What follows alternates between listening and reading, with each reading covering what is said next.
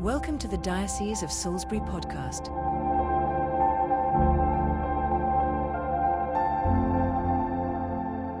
Jonathan, thank you for joining us. I say joining us, I mean I'm joining you here. Where are we? We're at Emmaus House. And who are you? Who am I? So, Yeah. Jonathan Triffitt, just ending as Director of Mission and Ministry and Deputy Diocesan Secretary, ahead of taking up the role of Interim Dean of Bradford. Amazing, thank you. And we just wanted to create a bit of space to kind of hear a little bit about, as we've been thinking over these past few weeks around the theme of journey and journeying. We just kind of wondered if we could dive a little bit into your own kind of journey, thinking a little bit about, as you've kind of alluded to, this kind of unique kind of context where you're kind of in between, kind of looking, in some ways having opportunity to reflect and look back on kind of what's been, thinking a bit about how you're kind of ending. Actually, that sounds a bit like, I don't mean ending in your current role, and then thinking about your kind of moving forward and kind of all the thoughts and feelings and reflections about that. I'm kind of just wanting to dive into a little bit of how your kind of articulation or expression of your own journey. So maybe we could start around how you came to this point, like what that? Gosh. So I think that's right. So times of transition are a time to reflect, aren't they? So recognising almost that kind of the liminal space between one thing and the next, and you find yourself in this moment of change, and into that change you recognise both the opportunity and the excitement of what is to come. I think it is worth noting the sense of the wrench and the pain of leaving, particularly when you've been somewhere where you've got deep roots, and for all that means. So how did I get to this point, I guess, is a short question, isn't it? A shorter way of asking it. It was quite interesting because when I was on Sunday, I was licensed and installed as the Interim Dean of Bradford. And one of the powerful things about that is this sense of homecoming and going full circle. So I originate from Bradford in West Yorkshire, kind of grew up there, did all my kind of schooling and early education, early work experience. It's where I came to faith. But I was reflecting as part of the sermon on Sunday around how I find it really extraordinary to think that almost 34 years ago, which is kind of scary in itself, I came to faith as a 17-year-old. I'd left school with minimal qualifications, no real sense of purpose or direction in life, and now suddenly I find myself being called by God, discerned by the Church, to serve as Interim Dean of Bradford, and that's really extraordinary. And I just kind of think, how is that possible? How did this lad from Bradford, like I say, with minimal qualifications, no sense of purpose, end up not just only being Dean of Bradford, but even doing this role as Director of Mission and Ministry? And I just feel in awe, really, of just God's extraordinary graciousness and faithfulness to me over the years. So it was when I was relatively new to faith. It was a place where my own very sense of vocation was nurtured, that sense of people seeing in me something that I couldn't see for myself. And I'd done a couple of jobs post-school, did what was then the YTS scheme, Youth Training Scheme, Government Initiative. Did that for a few years, and then came to faith at a really lively church in Bradford, met some amazing young people who were the same age as me, who had such a zest and an energy for life that I didn't have in myself. And I just wanted something of what they had. I just saw these people who, similar backgrounds, similar contexts, they had an energy and a zest that I just felt was missing. And that was really what drew me into the life of the church. And being part of a lively church, quickly came to faith. It wasn't a hard decision. I don't think I'd ever not believed in God. Okay.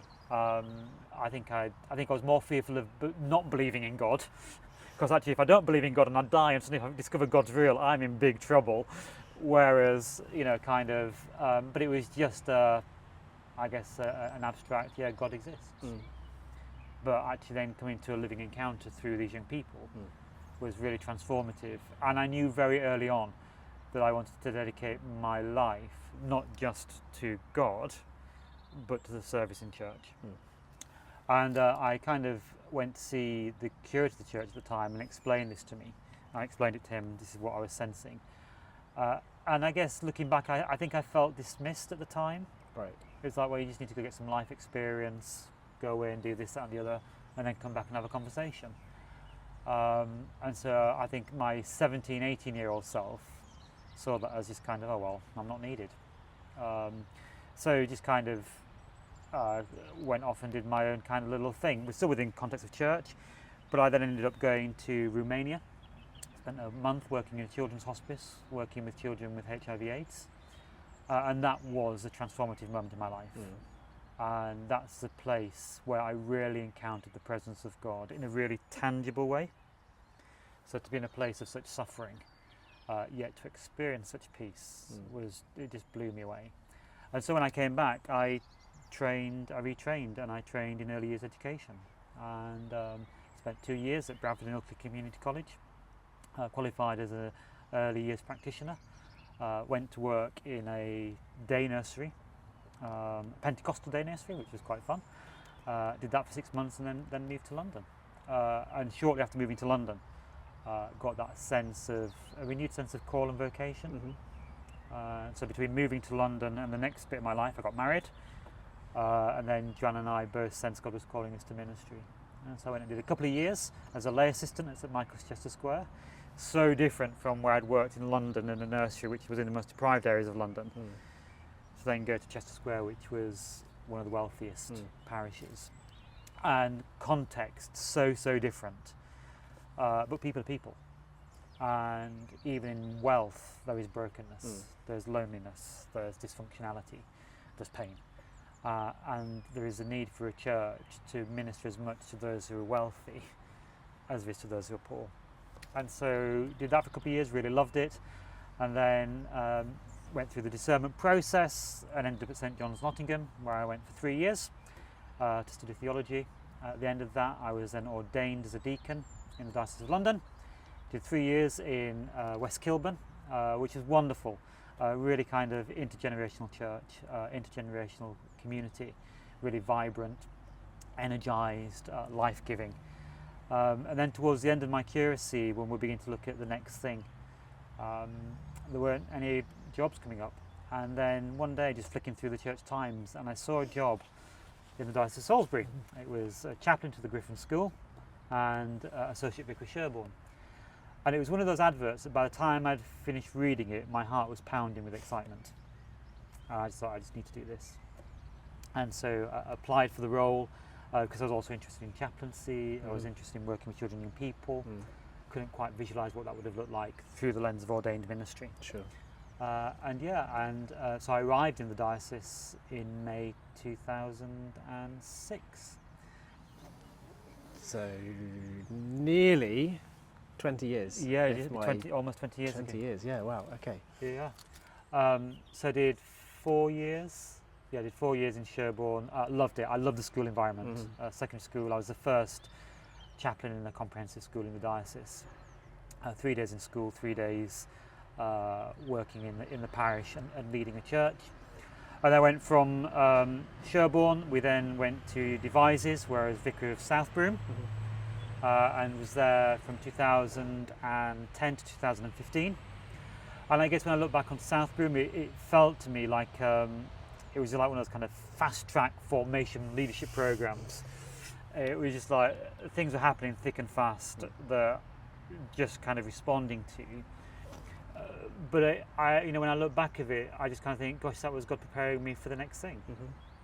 And it's through my involvement at South Broome that I really got involved in the work of the DBE. I was chair of governors of South Broome, was then South Broome Juniors. School was in quite a difficult stage, and gave a lot of time to that school and to the leadership of the school, out of which came the Diocesan Salisbury Academy Trust. So it was a real joy to work with Joy Tubbs as then Director of Education to establish the Multi-Academy Trust. And then after 5 years in Devizes, I then got a call from the then Bishop of Sherborne, Graham Kings, who invited me to go to Blandford. So I went to Blandford, which again a very different context. So Market Town was the link in terms of the South Broome and Blandford. Yeah. But South Broome, growing, vibrant church. We had discipleship programs from 0 to 90. Yeah. Really missionally intentional and active. And then went to Blandford, which Georgian Grade 1 listed building, box pews throughout. But had a difficult time. The church felt very, very wounded for a whole variety of reasons. And so the job there was really, I guess I see the job there was really to love the church back to life. And that's what I think I did, or I hope that's what I did. And then after 5 years then, again, kind of there's a pattern here, isn't there? It's got every 5 years. And then, I was invited to step into this role of Director of Mission and Ministry, which, 6 years ago on the 1st of March, I walked through the doors for the first time. And almost 6 years to the day, I'm leaving. Yeah. How does that feel? How does that feel? It feels strange. Salisbury as a diocese has become my spiritual home. One of the beauties of being in a diocese for so long is you really know the heartbeat of the diocese. Having worked in 3 of the 4 archdeaconries, you know people, you know processes, you know systems. You go to events and there's stories, there's connections, there's life, there's the people you've journeyed with through good times and bad times, done ministry with, prayed with, all those kind of things. So it becomes a very natural place to be. Yeah. So the thought of leaving that behind does feel quite scary. Yeah. If I'm being honest. But I genuinely believe that it's the right time for me to go. And so I don't. Yes, I think. Yeah, the question is, how does I feel? I just feel that my heart is full of gratitude. Actually, just met the most extraordinary people, worked with the most extraordinary people. It has been such a privilege at every stage of the way, and not just the last 6 years, but from the first day I arrived to leaving. It has been a great privilege to serve here, and so ultimately my heart is full of gratitude. And just thinking, just going back to that image of journey, and just thinking a little bit about the conversation we had with Reverend Tim Heaton in relation to the Lent course that he wrote with us this year, and we were kind of thinking about the kind of the peaks and the valleys and the kind of the process and movement of journey. I'm just wondering for you, because it sounds obviously there's so many different threads and different contexts that you've been part of, and I'm sure there have been kind of, I hope it's fair to say that there have been valleys and peaks. And I just wonder for you, like when somebody's on a journey, often you've got a rucksack with kind of supplies that help you keep you sustained and the things that you need to journey well and effectively. I just wonder for you, like in terms of your kind of metaphorical backpack, if there are particular things that you carry within that, or things that you did carry and have discarded because you've needed to take on new things. Maybe I'm sort of over-egging the metaphor a little bit, but I'm just interested to know what, as you kind of have journeyed up to this point, and as you're kind of navigating a point of transition, are there particular things that you've learned that you really needed in that backpack, or things that you've identified that you will need going forward in that backpack? Oh, blimey. Oh, gosh. Didn't help that I kind of, made that a bit more long-winded than it it's needed really to be. helpful, isn't it? I think what I've discovered, and I don't think I would have realised it at the time, but the question is helpful. I think I've always travelled light. Symbolised through our physical move last week. Yeah. I've we've always travelled light. I'm not a hoarder. And I think that is true of the things that I've needed to sustain me on the journey. So I think my rucksack, my metaphorical rucksack, is more likely to be a small backpack as opposed to a large, big canvas bag. The kind of things that are I guess consistent in that. Firstly, without a doubt, I'd say Joanne, my wife, that we've done ministry together, we do life together, companion, friend, fount of wisdom, keeps me grounded, lots of different levels. So I think I'm not somebody who has a wide circle of close friends. It's a close circle. Joanne would be absolutely there. So, and then I think with Joanne comes family. So my children, William and Molly, and others. So ensuring that throughout ministry I always safeguarded time for family. I read, I can't remember how long ago it was now, reading Ed Balls' autobiography.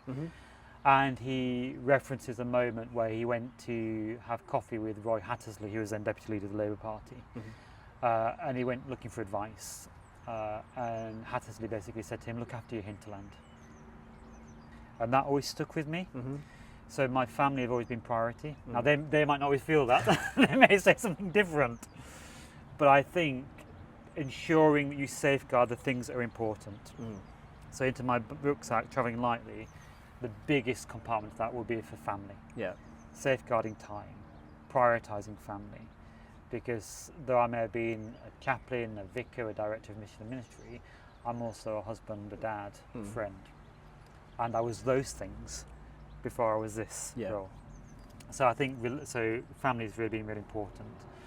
Obviously finding rhythms of prayer and devotion, and recognising over the years that there are ebbs and flows or seasons of, I felt drawn to, for example, the lectionary, or then I feel something more contemplative, or something more charismatic, or something more sacramental.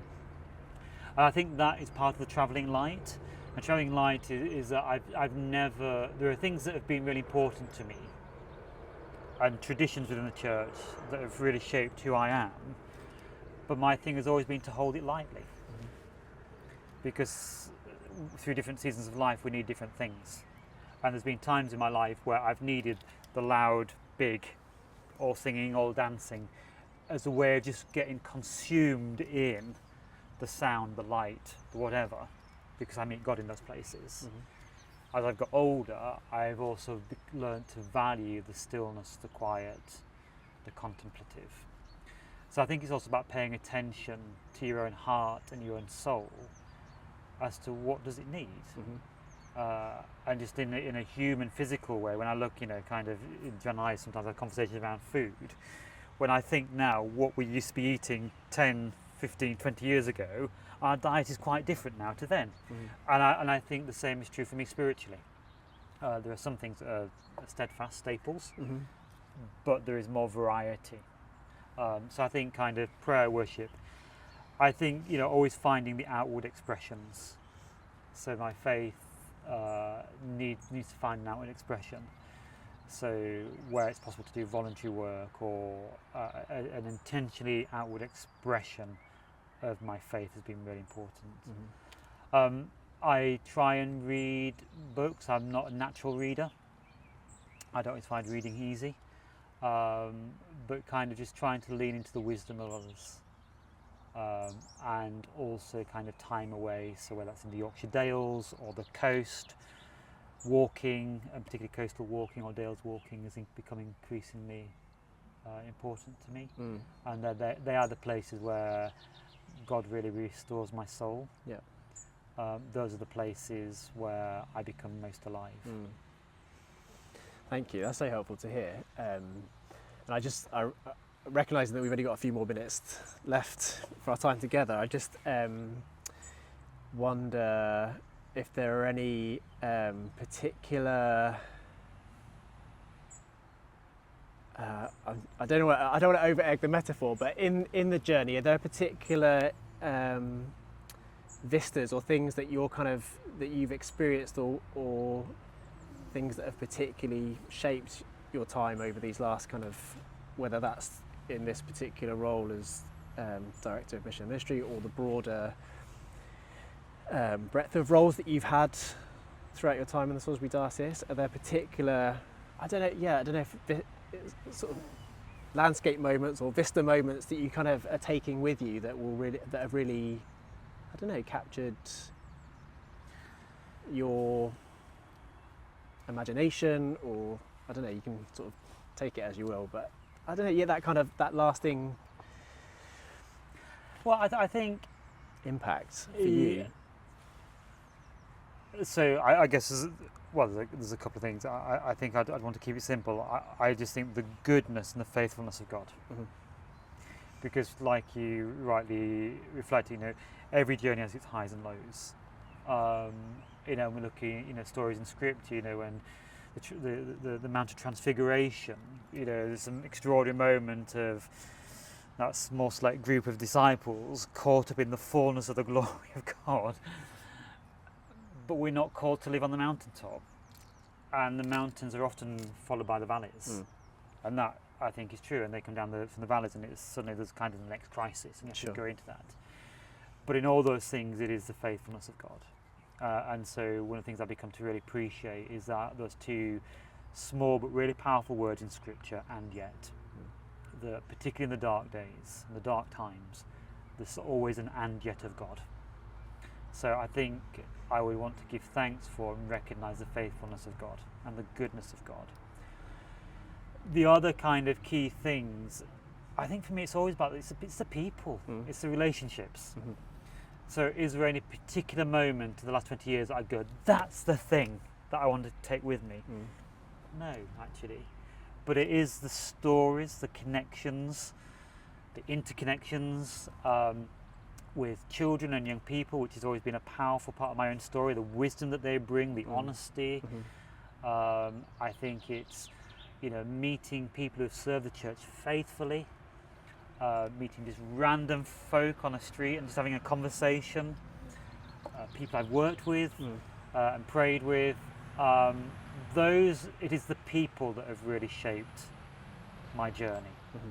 And it's the people and the memories of the people and the stories, how they've become part of my own tapestry, my own journey. That's what I'll take forward, and that's what I carry.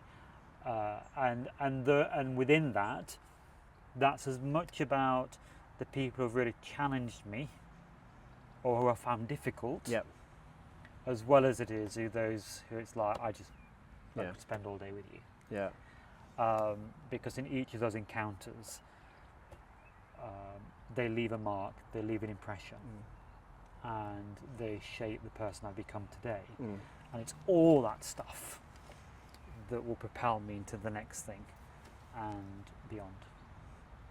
I think, and I'm sure there are many, many people who would testify to that being, lived out in your being and your different roles and spaces that you've inhabited. So I just want to say thank you on my own behalf, but also hopefully giving voice to some other people who might be watching or listening to this who would also echo exactly that, and the kind of legacy and the imprint that has been left by that sense of connection and relationship, and the ways that that's been shaped by mutuality.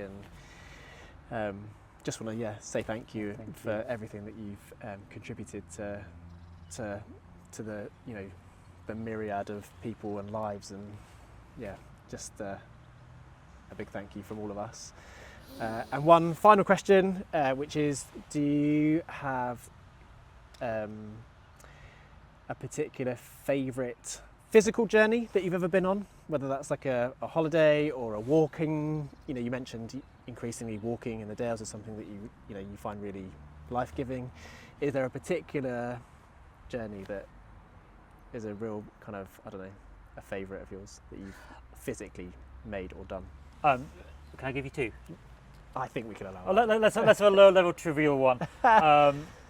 every time I walk down Midland Road to Valley Parade to go watch Bradford City. Oh, That is a journey and a half. I should have seen that one coming, yeah. But the serious one is, I think without a doubt, the 2 visits I did to South Sudan. Okay, yeah. And to go, the privilege of going to Kaji on 2 occasions and to live amongst some of the most beautiful people Yeah. in the most extreme circumstances, without doubt is the best journey and the most transformative journey I think I've ever been on. Well, what a great place to land. So Jonathan Triffitt, thank you so much for everything that's been, everything that is and everything that will be. And we wish you all the very best for this next chapter Brilliant. in the homeland of Bradford. Thank you very much.